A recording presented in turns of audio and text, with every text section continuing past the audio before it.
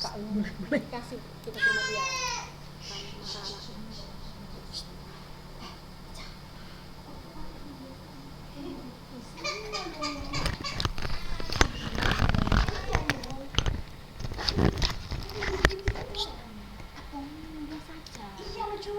Iya.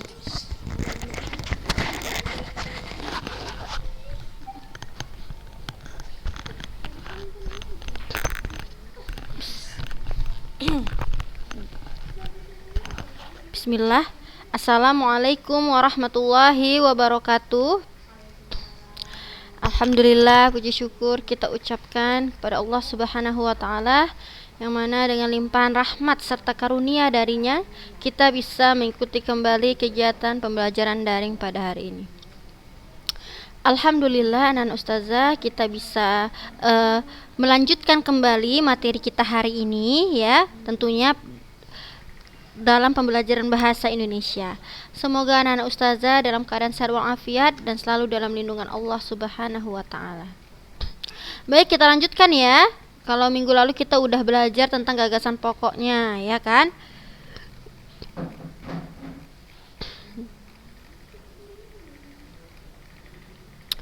Oke, sekarang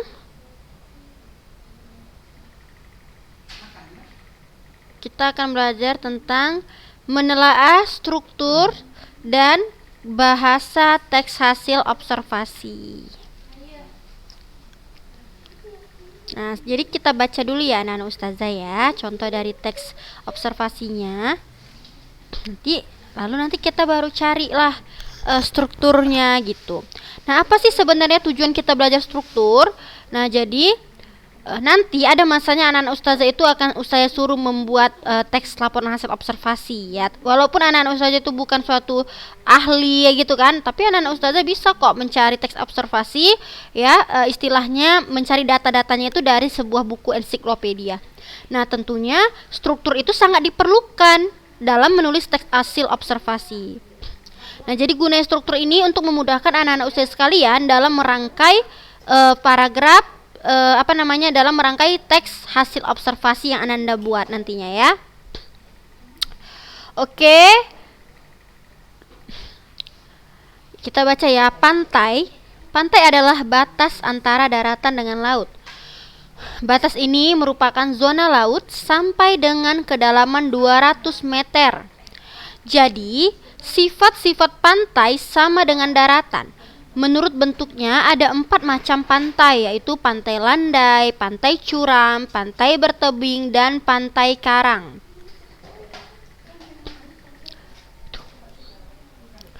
Pantai landai memiliki ciri pantai yang permukaannya relatif datar. Termasuk pantai jenis ini adalah pantai mangrove, pantai bukit pasir, pantai delta, dan pantai estuari. Pantai curam biasanya bergunung-gunung karena peretakan yang memanjang sejajar pantai dan terkikis ombak yang besar. Terjadilah tebing-tebing curam dan laut dalam. Contohnya, pantai di selatan Pulau Jawa dan barat Pulau Sumatera. Sementara pantai bertebing atau flyse adalah pantai curam di muka tebing karena adanya pegunungan melintang tegak lurus terhadap pantai. Di pantai ini sering dijumpai laut yang dangkal. Terjadinya flyse karena penimbunan hasil perusakan tebing pantai itu sendiri yang disebabkan oleh abrasi atau erosi. Pantai karang terjadi jika di dasar laut sepanjang pantai terdapat terumbu karang, misalnya pantai di Pulau Sulawesi, Maluku, dan Nusa Tenggara. Pantai seperti ini biasanya dijadikan objek wisata laut, misalnya Taman Bunaken di Manado. Pantai merupakan tempat wisata yang populer dan pantas untuk dinikmati secara bersama keluarga. Pantai juga memiliki ekosistem pantai yang terdapat komponen biotik dan komponen abiotik. Komponen biotik pantai terdiri atas tumbuhan dan hewan yang hidup di daerah pantai. Sementara komponen abiotik pantai terdiri atas gelombang, arus, angin, pasir, batuan, dan sebagainya. Tidak hanya itu, masih banyak yang terdapat di pantai dan dapat kita manfaatkan untuk kehidupan. Pasir yang dicampur dengan air laut diolah menjadi garam. Dan manfaat yang mungkin belum diketahui oleh banyak orang adalah manfaat pasir buat kesehatan manusia.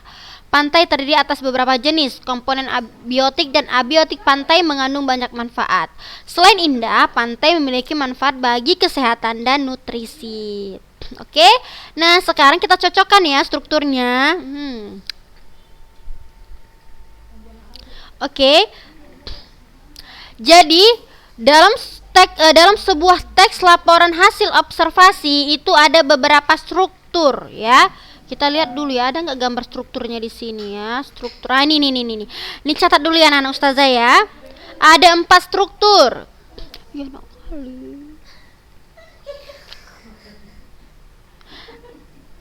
ada 4 struktur ya anak ustazah. Yang pertama ada pernyataan umum. Nah, bagian pernyataan umum itu dia biasanya berisi tentang klasifikasi dan definisi, ya kan? Kalau yang kemarin kita pelajari, kalau di pernyataan umum pasti ada yang namanya kalimat definisi yang ditandai dengan kata adalah, merupakan, ialah dan sebagainya, gitu ya.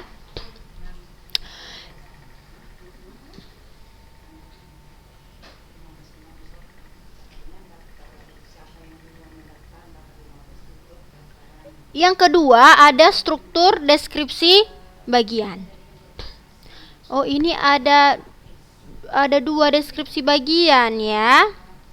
Jadi anak ustazah, deskripsi bagian ini dia merupakan istilahnya perincian berupa klasifikasi dari suatu objek, misalnya manfaatnya kah atau ciri-cirinya kah. Jadi deskripsi bagian ini adalah perincian dari suatu objek, sama kayak deskripsi kan, teks deskripsi. Tetapi deskripsi bagian pada hasil observasi ini adalah perincian dari suatu objek tapi berdasarkan data-data yang memang objektif, yang memang ada gitu ya anak ustazah ya, yang memang sudah dikaji oleh para ahli, misalnya entah ciri-cirinya atau manfaatnya, jenis-jenisnya dan sebagainya. Lalu yang terakhir ada struktur simpulan. Nah, pada bagian simpulan ini nak, itu opsional ya, boleh ada atau boleh tidak, itu terserah anak-anak ustazah sekalian. Oke.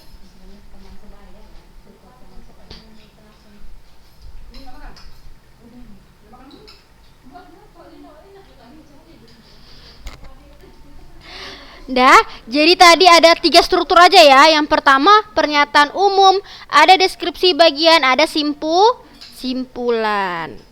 Oke. Nah, kita buktikan ya anak ustazah, kita cocokkan ya. Nah, ini bagian struktur yang pertama adalah apa tadi?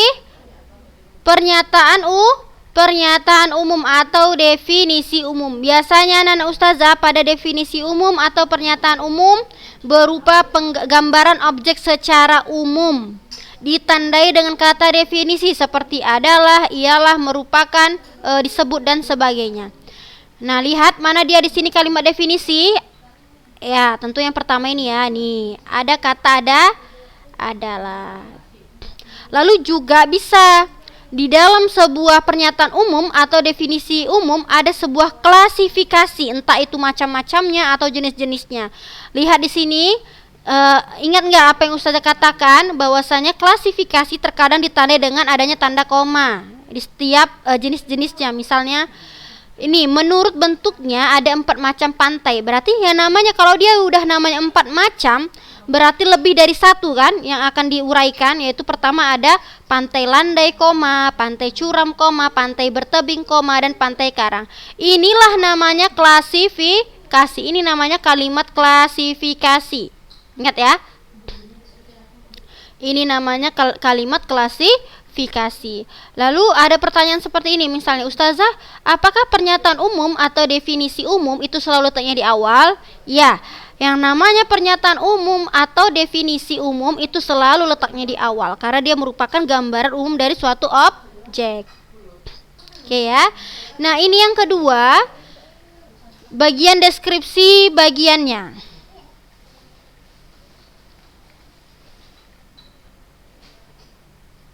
Nah, apa yang dijelaskan pada paragraf kedua tentang deskripsi bagiannya, yaitu adalah tentang ciri pantai landai. Ini tadi yang ustazah katakan, di sini juga ada klasifikasinya anak-anak ustazah. Klasifikasi dari ciri pantai landai. Karena kan dia kalau ciri-ciri itu lebih dari 1.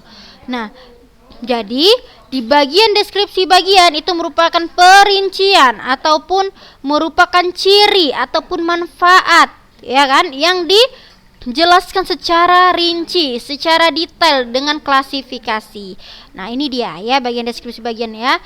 Nih, pantai landai memiliki ciri pantai yang permukaannya relatif datar, termasuk pantai jenis ini adalah pantai mangrove, pantai bukit pasir, pantai delta, dan pantai estuari. Pantai curam biasanya bergunung-gunung karena peretakan yang memanjang sejajar pantai dan terkikis ombak yang besar. Terjadilah tebing-tebing curam dan laut dalam. Contohnya, pantai di selatan Pulau Jawa dan barat Pulau Sumatera. Sementara pantai bertebing adalah pantai curam di muka tebing karena adanya pegunungan melintang tegak lurus terhadap pantai. Nah, jadi ini merupakan penjelasan. Nah, ciri dari pantai landai yang katanya adalah permukaannya itu relatif datar. Lalu juga ini ada jenis-jenis pantai dijelaskan kan? Ini termasuk ke dalam deskripsi bagian. Jadi, deskripsi bagian itu ada setelah yang namanya pernyataan umum atau definisi umum. Paham ya anak-anak ustazah ya? Gampang kok. Nah, ini tadi ya. Ini tentang jenis pantai dari berbagai dasar klasifikasi penjelasannya. Dijelaskan secara detail tadi kan? Ada pantai bukit pasir, mangrove, delta, dan pantai estuari. Nah, sekarang ada deskripsi bagian yang menunjukkan, yang menjelaskan tentang manfaat pantai ya anak-anak ustazah. Nah, apa manfaat pantai yang dijelaskan pada teks tersebut? Pantai merupakan tempat wisata yang populer dan pantas untuk dinikmati secara bersama keluarga. Pantai juga memiliki ekosistem pantai yang terdapat komponen biotik dan komponen abiotik. Komponen biotik pantai terdiri atas tumbuhan dan hewan yang hidup di daerah pantai, sementara komponen abiotik pantai terdiri atas gelombang, arus, angin, pasir, batuan dan sebagainya. Nah, tidak hanya itu masih banyak yang terdapat di pantai yang dapat kita manfaatkan untuk kehidupan. Jadi dari sini sebenarnya pantai ini sampai manusia ini penjelasan dari manfaat pantai. Maka mengapa bagian paragraf ketiga ini masih termasuk deskripsi bagian? Karena dia masih menjelaskan tentang tentang objek yang tadi dijelaskan ya, tentang objek pantai. Dia masih menjelaskan tentang manfaat pantai ya secara terperinci ya kan. Ini tadi manfaat yang pertama nih, pantai itu bisa dinikmati secara bersama keluarga. Lalu pantai itu juga memiliki ekosistem pantai yang terdapat komponen biotik dan komponen abiotik.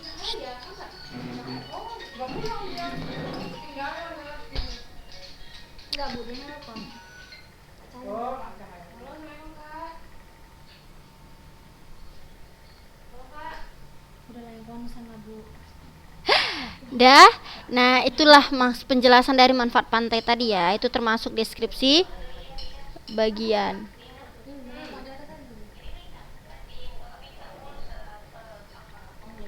Lagi rekaman.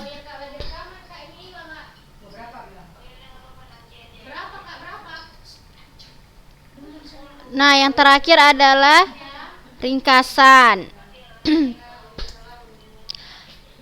Ringkasan ini namanya juga simpulan ya. Kalau simpulan itu berarti adanya di akhir, nggak mungkin lah kita menyimpulkan itu di awal. Kalau udah di awal kita simpulkan, nggak perlu kita baca teksnya lagi karena udah tahu kita inti ceritanya, paham ya?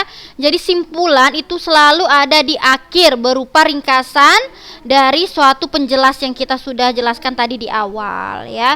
Ini ringkasannya adalah pantai terdiri di atas beberapa jenis. Tadi kan udah dijelaskan kan di atas kan? Komponen biotik dan abiotik pantai mengandung banyak manfaat. Selain lidah, pantai memiliki manfaat bagi kesehatan dan nutrisi. Ini simpulan ini adalah penekanan lagi ya, penekanan atau penegasan ulang terhadap penjelasan yang di awal tadi anak-anak ustazah. Jadi itulah tadi dia strukturnya ya anak-anak ustazah ya. Paham ya anak ya? Gampang kok kita cari strukturnya, nggak susah ya.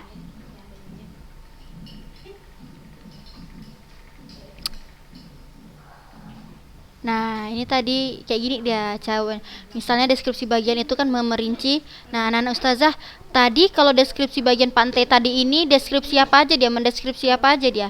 Nah pertama mendeskripsi jenis pantai dari berbagai dasar klasifikasi ya kan. Yang kedua mendeskripsi atau memerinci manfaat pantai. Nanti dibuat di sini nggak apa-apa Ya, untuk tambah-tambah catatan nih, memerinci jenis-jenis pantai dan memerinci manfaat pantai. Nah, kalau definisi umum, nah pada paragraf pertama tadi dia menjelaskan apa? Klasifikasi dari pantai atau tentang gambaran umum tentang keindahan pantai. Bagus ya anak-anak ustazah ya, pandai semuanya.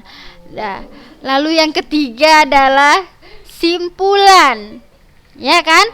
Nah, kalau simpulan ciri-cirinya itu seperti apa, Nak? Kalau kita membuat paragraf simpulan, ciri isinya yaitu simpulan itu merupakan penegasan kembali ya.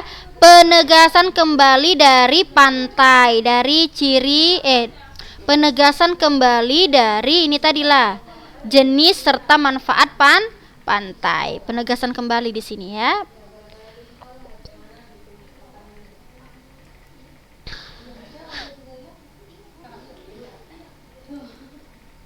Oke.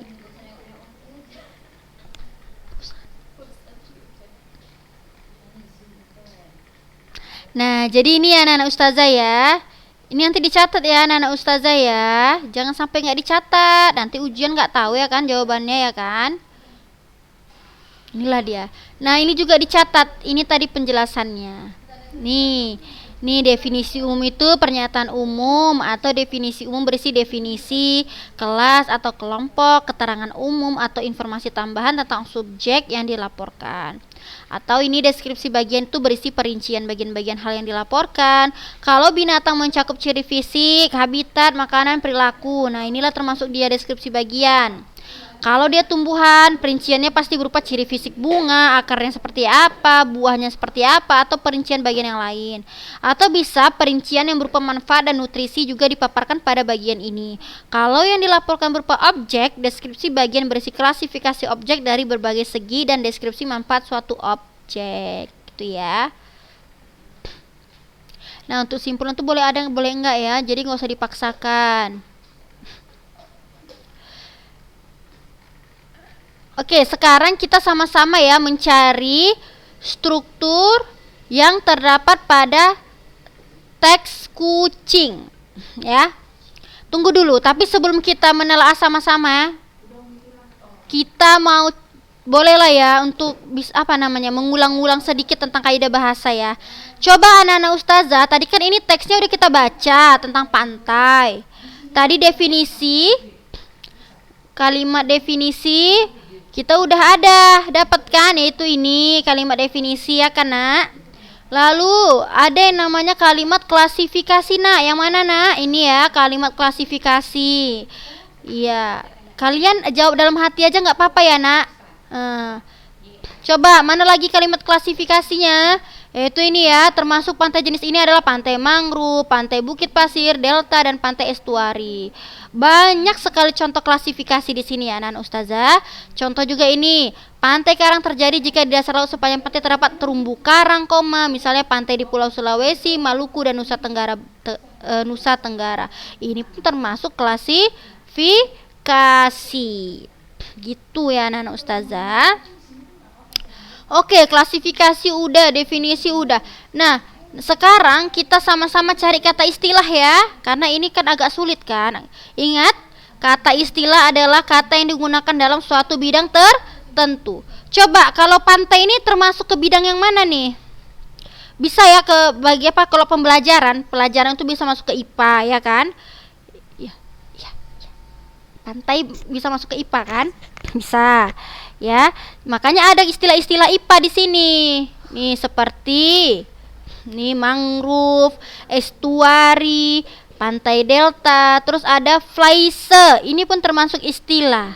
Ya, apa itu flyse? Adalah pantai bertebing. Terus juga ada erosi. Ini pun termasuk istilah dalam bidang IPA ya.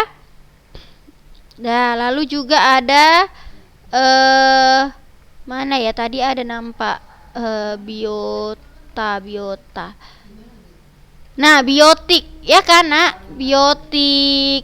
Terus juga ada Apalagi ya, istilahnya ekosistem. Nah, ini termasuklah dia istilah-istilah dalam bidang dalam bidang IPA, atau bisa juga dalam bidang yang digunakan adalah objek pantainya. Jadi ini dalam cakupan pantai inilah ada istilah-istilahnya gitu ya. Nah, banyak nih, abiotik, nutrisi. Nah, jadi banyak contoh-contoh dari kata istilah. Jadi nanti kalau ujian nggak susah lagi memahaminya ya kan. Udah adanya jawabannya di teks itu, tinggal kalian tulis aja. Cuman terkadang orang nggak tahu apa itu maksud dari istilah.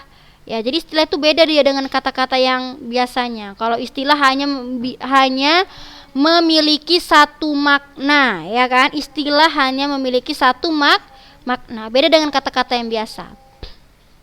Ya, kalau ibu, kayak usah katakan, kata ibu itu banyak dia maknanya. Ibu orang yang melahirkan kita, orang yang lebih tua atau kakak mama kita atau adik mama kita, misalnya kita panggil ibu, ya kan? Banyak.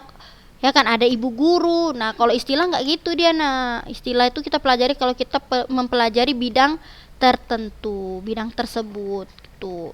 Deh ya, sekarang kita sama-sama lah cari yang strukturnya ini. Udah habis tadi kaidah bahasanya ya. Tadi ada istilah, definisi, klasifikasi. Udah kan, cuma 3 aja kan kaidah bahasanya kan. Udah ya, cukup lah itu ya. Nah, ini ada tentang kucing. Coba ya, ustazah mau mengajak anak-anak ustazah untuk bisa lebih memahami tentang teks observasi. Waktu kita belajar teks deskripsi, anak-anak ustazah ingat nggak? Kita pernah belajar, kita pernah baca teks tentang kelinci ya kan? Bagas kelinciku. Kan sama-sama hewan juga itu kan? Tapi perhatikan bahasa yang digunakan dari teks deskripsi Bagas kelinciku. Bahasanya itu menggunakan bahasa kias, bahasa majas, dan ya kan, karangan tersebut tidak objektif karena dia menggunakan itu tadi kata-kata kias. Kata-katanya itu berasal dari perasaan saja serta pikiran penulis, karangan ya kan. Tapi kalau kucing di sini samanya dia sama-sama hewan juga kan. Ini dijelaskan secara pengkajian. Memang sudah ada penelitiannya gitu kan. Makanya bisa kita dibuatlah ini teks observasinya. Jadi kita baca dulu sama-sama ya.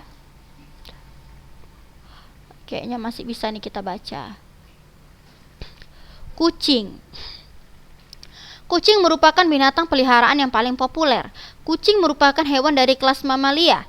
Berdasarkan makannya, kucing termasuk binatang karnivora karena pemakan daging. Ciri karnivora terlihat dari struktur gigi kucing yang tajam dan bertaring. Kucing Felis catus merupakan kucing piaraan atau rumahan yang sering kita lihat berkeliaran. Kucing disebut juga kucing domestik atau kucing rumah. Nama ilmiah Felis silvestris catus atau Felis catus. Kata kucing biasanya merujuk kepada kucing yang telah dijinakkan. Kucing dikelompokkan menjadi beberapa jenis. Berdasarkan asalnya dikenal adanya kucing kampung atau Indonesia, kucing Anggora, kucing Persia, dan kucing hutan. Kucing berdasarkan garis keturunan ada 2 kelompok, yaitu kucing galur murni dan keturunan campuran. Tercatat secara resmi sebagai kucing terah atau galur murni, seperti Persia, Siamans, dan Sphinx. Kucing seperti ini biasanya dibiarkan di tempat pemeliharaan hewan resmi. Jumlah kucing ras hanyalah 1% dari seluruh kucing di dunia. Sisanya adalah kucing dengan keturunan campuran seperti kucing liar atau kucing kampung. Kucing memiliki mata yang cukup unik. Kucing memiliki mata atau penglihatan yang tajam yang berfungsi untuk mencari mangsa pada malam hari. Kucing dapat melihat dalam cahaya yang amat terang. Kucing memiliki selaput pelangi atau iris membentuk celah pada mata yang akan menyempit jika terkena cahaya yang amat terang. Seperti kebanyakan predator, kedua mata kucing menghadap ke depan, menghasilkan persepsi jarak dan mengurangi besarnya bidang pandang. Mata kucing memiliki persepsi yang lemah. Ciri fisik kucing yang lain adalah memiliki kumis. Kucing memiliki misai yang berfungsi untuk menentukan arah saat berjalan di ruang yang gelap maupun di tengah kegelapan manusia. Misai dapat mendeteksi perubahan angin yang amat kecil. Kumis ini juga dapat digunakan oleh kucing untuk menentukan apakah badannya dapat melewati ruangan yang sempit seperti pipa karena jarak antara kedua ujung kumis kucing hampir sama dengan lebar tubuhnya. Selain kumis, ciri khusus lain terdapat pada kaki dan telinga kucing. Kucing memiliki bantalan halus di telapak kakinya. Bantalan ini berfungsi untuk memperkecil suara langkah kakinya dalam berjalan, sehingga musuh atau mangsanya tidak mendengar atau mengetahui kedatangan kucing. Sebagai anggota mamalia, kucing memiliki 3 tulang kuping yang berukuran kecil dan dikenal dengan nama ossicles. Dengan tulang ini, kucing dapat mendeteksi suara-suara yang sangat halus. Alat keseimbangan pada telinga berfungsi untuk mengatur keseimbangan pendengarannya sehingga jika kucing jatuh tetap dalam keadaan berdiri. Seperti halnya hewan yang telah mengalami penjinakan, kucing hidup dalam hubungan mutualistik dengan manusia. Karena keuntungan yang diperoleh dari adanya kucing, manusia membiarkan kucing liar berkeliaran di pemukiman. Kucing banyak dimanfaatkan manusia untuk menangkap tikus-tikus. Nah, sebenarnya ini tugas mandiri. Nah, kalian disuruh menandai sendiri mana strukturnya. Tapi ya udahlah, untuk minggu ini kita nggak usah ada tugas dulu. Kita sama-sama aja ya menelaah strukturnya ya, anak-anak ustazah. Mungkin nanti lain kali, lain waktu ustazah kasih aja latihan itu dengan teks yang lain untuk mencari strukturnya, gitu ya. Oke, nah mana dia termasuk definisi umum atau pernyataan umumnya, anak-anak ustazah? Dalam hati aja dijawab ya. Nah, ini ya jawabannya. Ada di paragraf pertama. Mana ditandai dengan apa, Nana Ustazah? Ditandai dengan ada kata definisi. Lihat, ada kata merupakan. Ini termasuk struktur pernyataan umum atau definisi umum. Oke, lanjut. Ini termasuk apa? Deskripsi bagian. Kenapa ini dikatakan deskripsi bagian? Apa rupanya yang dijelaskan? Apa rupanya yang dirincikan? Jadi pada paragraf kedua itu menjelaskan tentang perincian dari jenis kucing. Ada kan? Ada klasifikasinya kan? Ada kucing kampung, kucing Anggora, kucing Persia, dan kucing hutan. Itu termasuk klasifikasi, merupakan perincian. Inilah dinamakan sebagai deskripsi bagian tentang jenis kucing, pengelompokan jenis kucing. Oke ya. Lalu yang paragraf ketiga juga termasuk deskripsi bagian karena dia menjelaskan tentang perincian keunikan mata dari kucing tersebut, ya kan? Nah, keunikan dari mata kucing atau kucing itu memiliki mata yang cukup unik. Bagaimana uniknya? Dijelaskanlah di sini. Nih, memiliki penglihatan yang tajam yang berfungsi untuk mencari mangsa pada malam hari. Lalu dia bisa melihat dalam cahaya yang amat terang, memiliki selaput pelangi atas atau iris membentuk celah pada mata yang akan menyempit. Nah, ini semua penjelasan dari uniknya mata yang dimiliki oleh kucing tersebut. Jadi ini masih termasuk deskripsi bagian. Oke ya. Nah, ini juga ini juga termasuk deskripsi bagian karena dia menjelaskan tentang ciri fisik kucing. Kalau udah namanya ciri pasti lebih dari satu, maka disinilah dia perinciannya, yaitu kucing memiliki misai.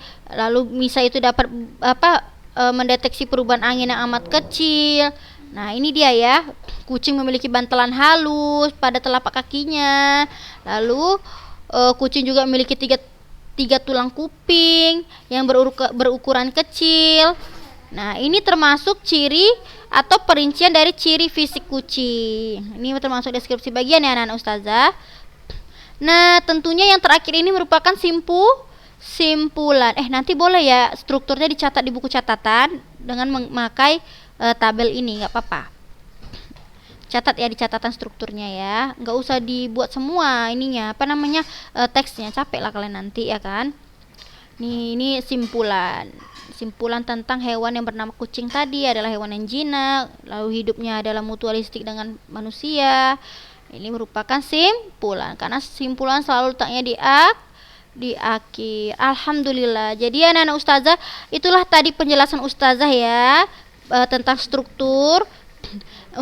Ustazah rasa cukup ya pembahasan kita untuk hari ini terkait dengan struktur teks hasil observasi.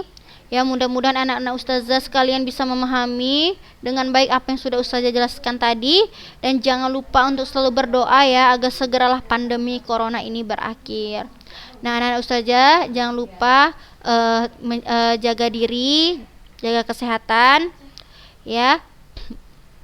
Jadi sekian dari ustazah. Assalamualaikum warahmatullahi wabarakatuh.